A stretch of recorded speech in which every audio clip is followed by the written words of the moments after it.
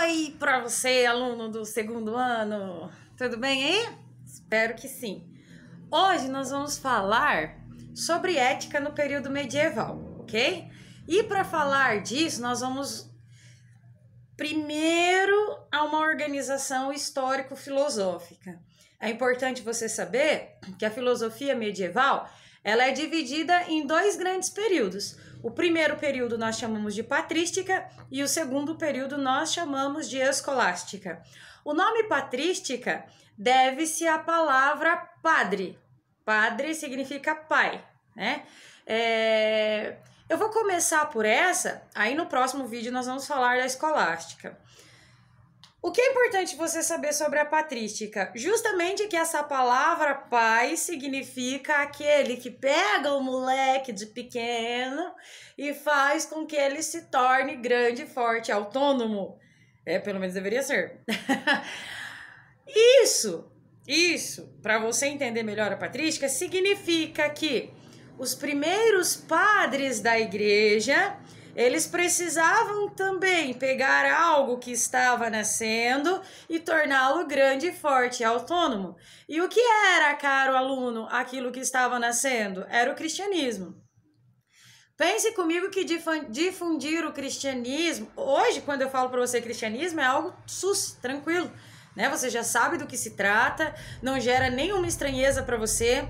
Mas imagine as primeiras pessoas que tiveram que lidar com o cristianismo, né? Imagine que quando Cristo chegou ao cristianismo, você sabe, né? É a filosofia do Cristo, do Jesus Cristo. Quando Cristo chegou ao mundo, e quando ele foi apresentado em Roma, vivíamos, que eu digo os seres humanos, num período politeísta, ou seja, num período de vários deuses. E esses vários deuses, eles não eram necessariamente tão bons assim, Eles se vingavam daqueles que pecavam contra eles e demais que você deve saber. Mas a filosofia era muito forte quando Cristo chegou. A filosofia grega, a filosofia romana, quer dizer, buscava-se fundamentações racionais para todas as respostas, virou hábito. Lembra que eu trabalhei com você na sala de aula que a filosofia surge para explicar a partir do logos, a explicação racional, o mundo?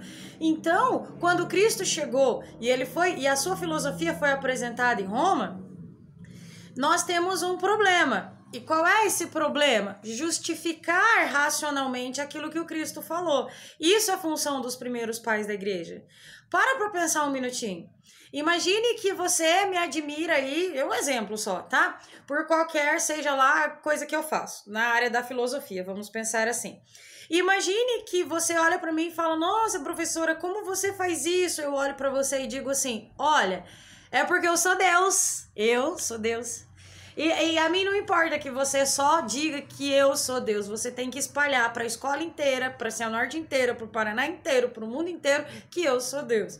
Você sabe que isso não é uma tarefa fácil. Mas isso deu muito certo com Jesus Cristo.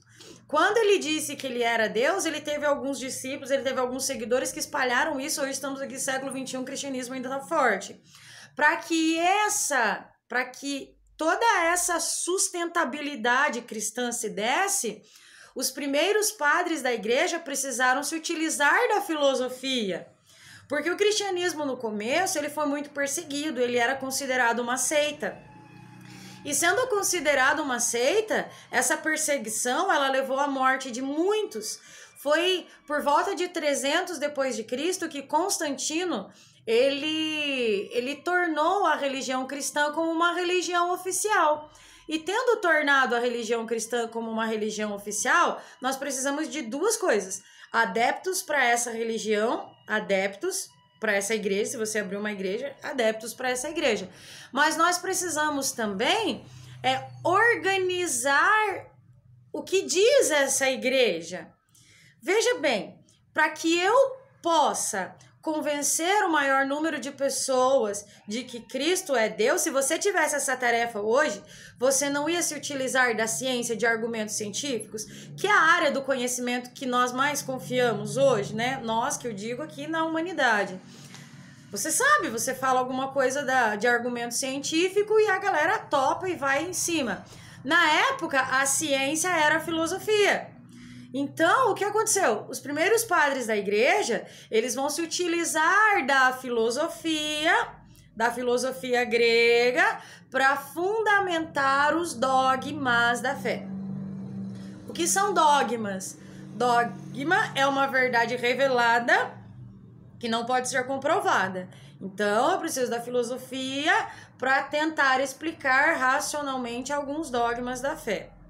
Quais são... E aí, um pioneiro nessa reflexão, dentre muitos, mas um dos mais conhecidos, é um cara chamado Agostinho, da cidade de Hipona, lá na África.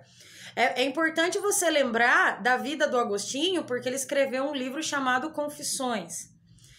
E nesse livro, ele conta de uma vida errante que ele teve, de uma vida, segundo ele, voltada ao pecado, onde ele vivia muito, se entregou a diversos vícios, até que conheceu ao Cristo a partir dos sermões de Ambrósio. Ele, na verdade, o Agostinho, ele procurava a verdade. Ele se entristeceu porque procurava a verdade. Você se entristece aí porque procura um grande amor e fica desiludido. O Agostinho é porque procurava a verdade e não encontrava. Ele procurou a verdade numa corrente filosófica numa corrente da época chamada de maniqueísmo, que dizia que o mundo era resultado da briga de forças contrárias das forças do bem e do mal. Mas ele chegou um momento que ele encontrou alguns erros lógicos e ele começou a discordar dessa teoria. E aí ele saiu procurando uma verdade na qual ele pudesse se fiar. Até que ele encontrou um cara chamado Ambrósio e a partir dos sermões de Ambrósio ele se converteu. Se converteu a um ponto tal que virou padre e depois bispo de Hipona. Sendo bispo, portanto, sendo padre, portanto, um dos chefes da igreja que nascia, porque ele é de 300 ali, né? Ele é do século IV. O que é importante você saber? A igreja tinha alguns problemas. E quais são esses problemas? Convencer uma galera que era voltada para a filosofia. Tinha uma galera que era voltada à filosofia que questionava a igreja por algumas questões. Bom, lá em Gênesis, capítulo 1, versículo 1, não sei o versículo, mas lá em Gênesis diz assim, que Deus criou todas as coisas, as visíveis e as invisíveis, todas as coisas. E tudo que Deus criou era bom, lembra que está escrito lá? Então diz assim, Deus criou, disse, haja luz, e ele viu que era bom. E até criou o ser humano e viu que era muito bom. Então, raciocina aqui comigo. Se Deus criou todas as coisas, e ele viu, e tudo que ele fez é bom, significa que ele é o bem. Porque todas as coisas provêm do bem. Aquilo que dá bondade a todas as coisas é o bem em si, ok? E aí a preocupação é a seguinte, ou Deus não criou todas as coisas, ou Deus é mau. E por quê? Por que essa pergunta era importante para a igreja? Porque assim, lá em Platão, a verdade existia na esfera inteligível. Em Aristóteles, a verdade existia aqui no mundo, né? Na substância. E o Jesus Cristo, ele chegou e disse, a verdade sou eu. Então, dentro do cristianismo, não pode ter erro lógico, não pode haver mentira, porque se o Cristo é a verdade, nada de errado emana dele. E aí a igreja tem um problema de explicar o quê? Explicar o que é o mal. E por que o problema que vai ser resolvido no Agostinho é explicar o que é o mal? Porque, pensa aqui comigo, se Deus criou todas as coisas, as visíveis e as invisíveis, e ele é bom, como que você explica o mal no mundo? O mal existe no mundo. Eu acho que você já se sentiu mal. Quando você ficou doente, quando você foi traído, não sei se você foi, mas se você foi traído por um amigo, por um namorado, não sei. Acho que você já se sentiu mal quando você perdeu um ente querido. O mal existe no mundo. Você já deve ter se sentido mal. E se Deus criou todas as coisas, as visíveis e as invisíveis, e tudo que ele criou é bom, então como explica o mal no mundo? Né? Esse vídeo tá em 9 minutos, eu vou fazer o segundo daqui a pouquinho, tá bom? Até mais.